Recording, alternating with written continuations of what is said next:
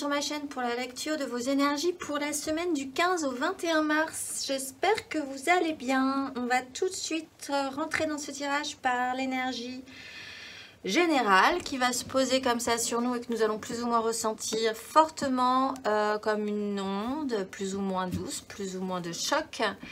Et après, nous déploierons pour les signes un tout petit peu plus précisément. Alors, l'énergie de cette semaine est plutôt pas mal, il me semble. On a quand même la 6 de bâton.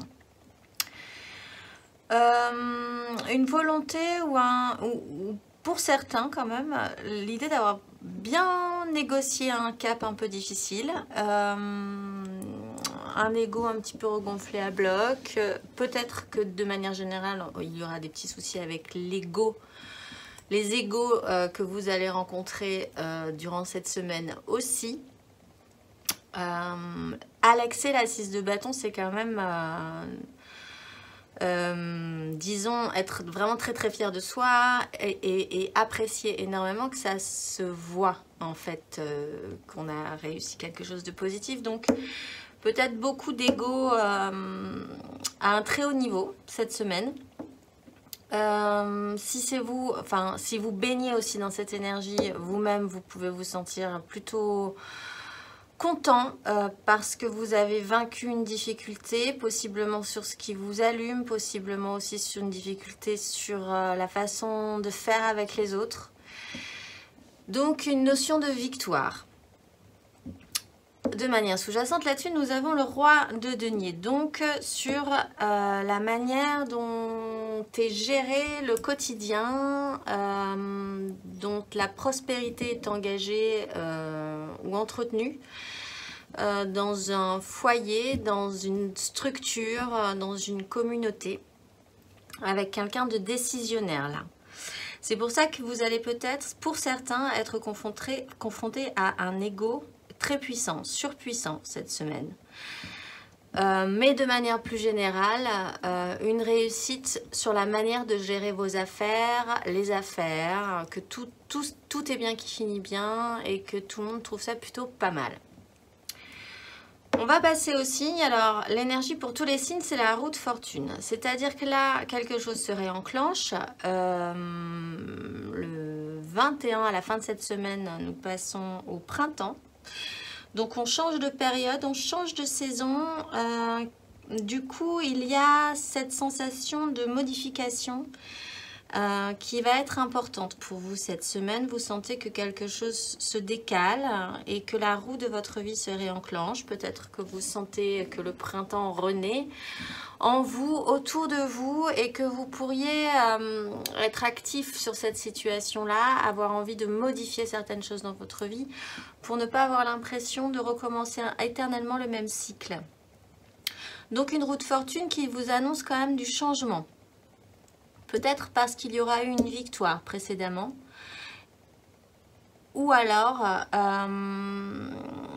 qui vous signale qu'il va falloir être attentif à cette sensation-là, que si vous ne faites vraiment rien, si vous restez vraiment inactif cette semaine sur des éléments importants de votre vie, vous pourriez réengager un cycle qui va vous faire un petit peu tourner en rond.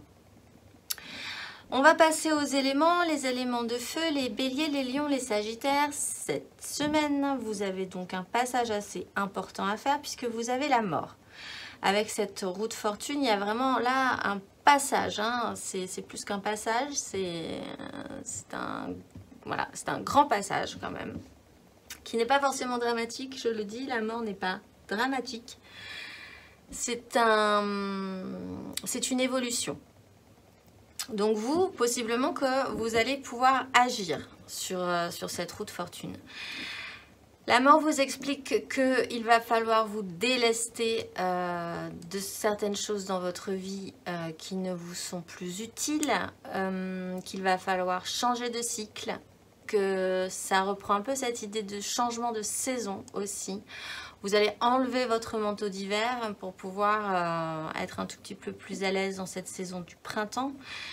La mort est quand même un passage naturel, c'est-à-dire que ça ne se fait pas forcément dans la douleur. Disons que généralement quand cette carte se présente, avec des cartes positives, les cartes positives que nous avons autour, c'est souvent signe que nous étions prêts quand même à recevoir et à acter ce mouvement vers autre chose pour sortir un tout petit peu plus différent dans ce monde. Donc c'est vraiment plutôt pas mal. Et le conseil qui vous est donné, c'est l'impératrice. Donc de fournir suffisamment d'énergie.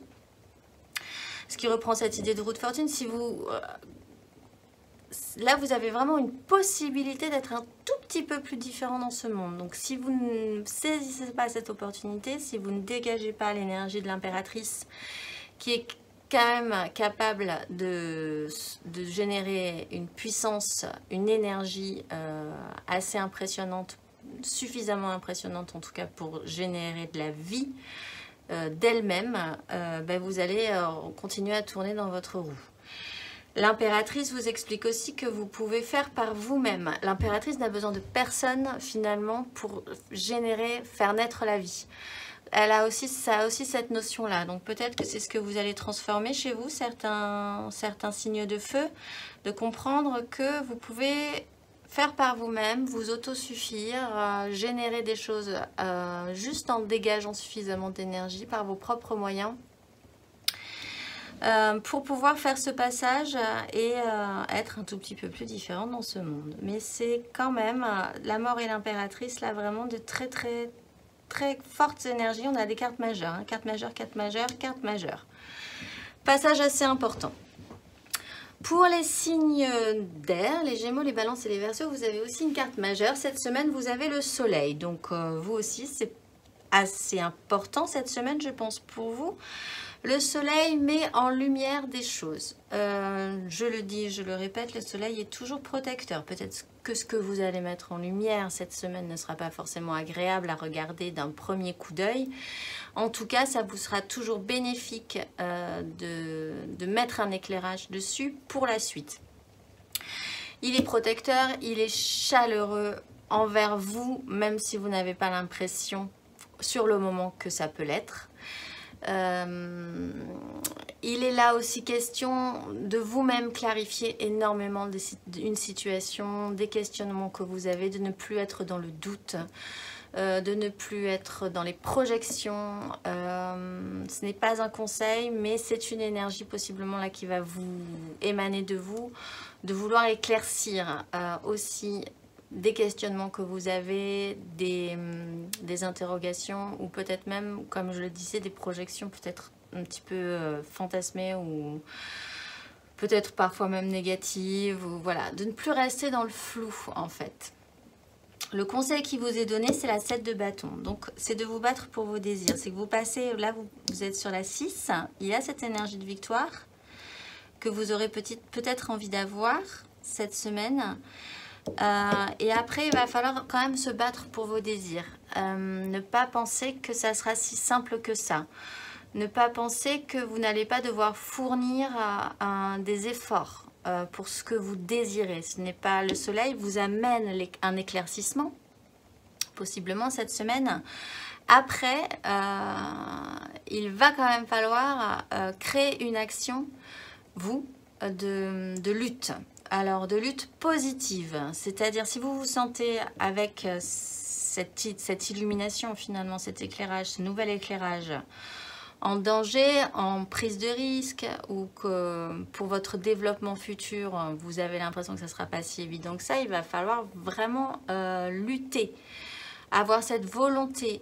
C'est ce qui pourrait, c'est ce qui devrait vous faire lever le matin finalement, d'engager un système de lutte et de barricade et de protection aussi, parce que peut-être que pour certains, ce que vous allez mettre en lumière va vous pousser à devoir vous défendre également pour vos propres désirs, ce que vous voulez entretenir.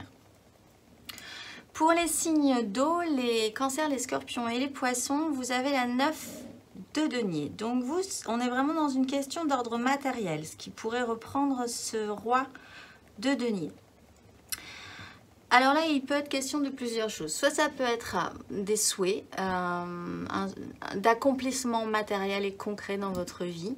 Vous allez être concentré là-dessus, sur votre confort, mais vraiment personnel. Vous faire plaisir aussi, à vous acheter des choses, vous sentir beau, dans une représentation du beau aussi, ce qui reprend cet ego un petit peu, peut-être parfois démesuré. Une revalorisation de ce que vous avez, de ce que vous représentez matériellement. Pour d'autres, il peut être là aussi question d'un certain isolement, dans un confort, d'être bien avec vous-même, de ne pas vouloir partager trop avec les autres, d'être un petit peu isolé malgré tout avec ce que vous avez amassé. Mais quoi qu'il en soit, la question principale de votre semaine, ça sera vraiment le matériel et le concret. Soit qu'est-ce que vous aimeriez avoir concrètement dans votre vie, ou alors qu'est-ce que vous aimeriez préserver ou représenter concrètement dans votre vie. Le conseil qui vous est donné, c'est le valet d'épée. C'est pour cela, finalement, pour certains, de mener votre petite enquête, de chercher des informations, peut-être pour développer vos finances, peut-être pour développer vos biens concrets. Si on vous propose des choses, de vous y intéresser un tout petit peu plus sérieusement avant de vous engager. Il est là aussi question d'être un tout petit peu plus frais dans la nouveauté, d'aller chercher des choses nouvelles pour votre propre satisfaction concrète. En tout cas, de ne pas penser que si vous êtes arrivé au stade du roi de denier, les choses en resteront là et que ça sera toujours comme ça. Il va falloir redevenir un tout petit peu plus frais et à comprendre aussi que vous n'avez peut-être pas encore tout compris. Donc, lisez bien les petites lignes si on vous propose de signer des contrats. Intéressez-vous à un sujet dans son entièreté avant de vous engager. Ça reprend cette notion-là, malgré tout.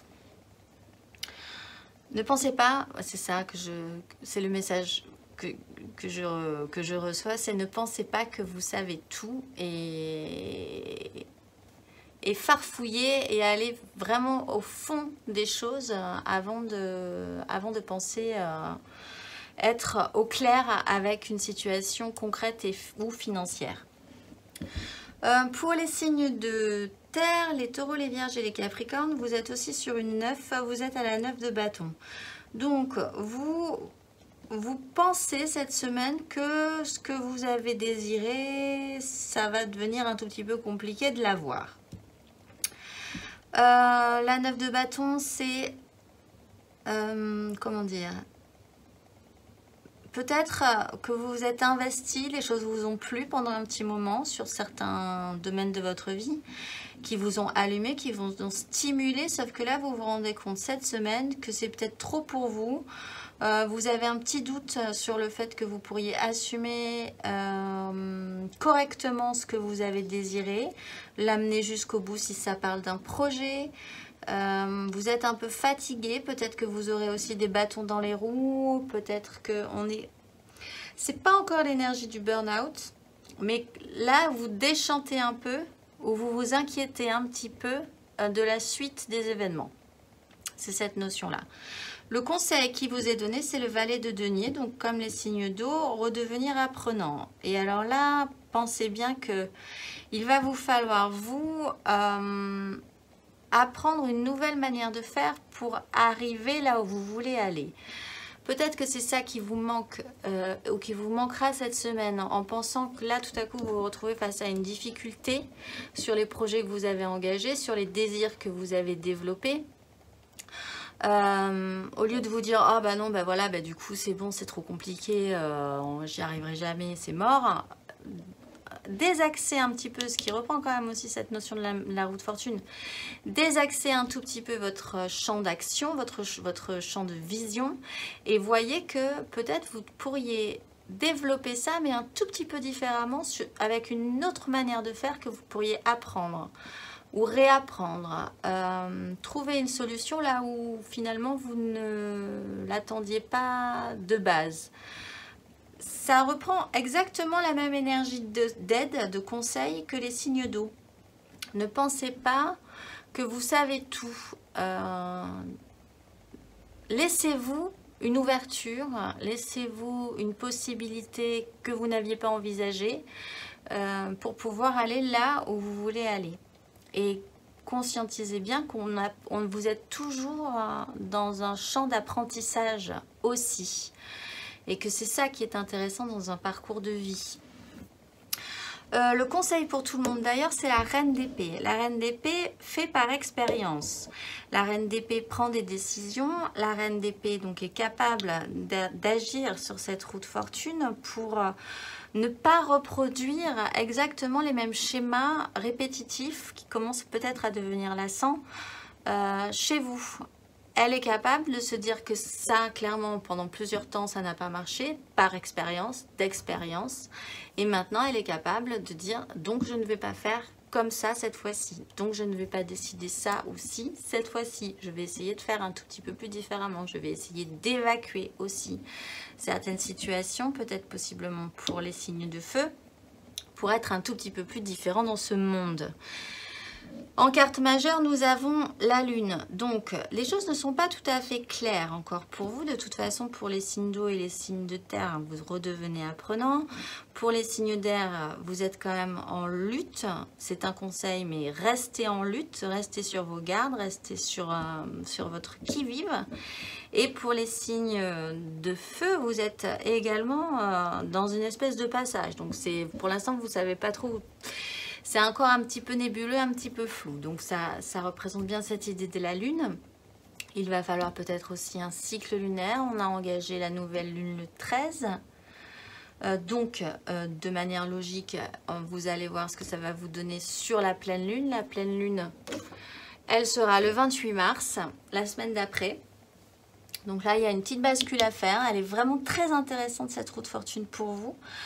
Pensez-y régulièrement dans cette semaine. Quand vous sentez que vous pouvez être un tout petit peu différent dans vos réactions ou dans vos choix ou dans votre façon d'être, là vraiment c'est très intéressant pour vous cette semaine. Et on va finir par le petit conseil de la petite mission de vie. Et cette semaine, c'est l'heure de faire un choix. L'indécision te bloque. Que veux-tu véritablement à long terme? Choisis de marcher dans cette direction dès maintenant d'un pas assuré. Alors plus ou moins assuré, je dois dire cette semaine. Je ne pense pas que vous serez tous hyper convaincus que c'est le bon chemin à prendre. Il n'empêche, quand il faut y aller, c'est le moment, cette semaine. Clairement. En dos de deck, on a la 7 de bâton qui reprend là aussi pour les signes d'air, ce que je disais précédemment. Là en plus derrière on a quand même le roi d'épée et on a l'empereur. Bon, c'est du dos de deck, mais enfin ça montre quand même les énergies qu'il va falloir dégager pour les prochains jours et les prochaines semaines. Et ici nous avons aussi la reine de coupe avec une croisée des chemins derrière. Il y a des petits choix à faire quand même pour arriver à se faire ce décalage nécessaire pour ne pas être répétitif, pour ne pas rentrer dans une boucle répétitive qui là commence à devenir complexe finalement. Ce serait peut-être le tour de roue de trop s'il n'y a pas de réaction au bon moment. Voilà, et puis je pense que ça sera quand même une bonne semaine, un beau parcours pour tout le monde et je vous dis à la semaine prochaine.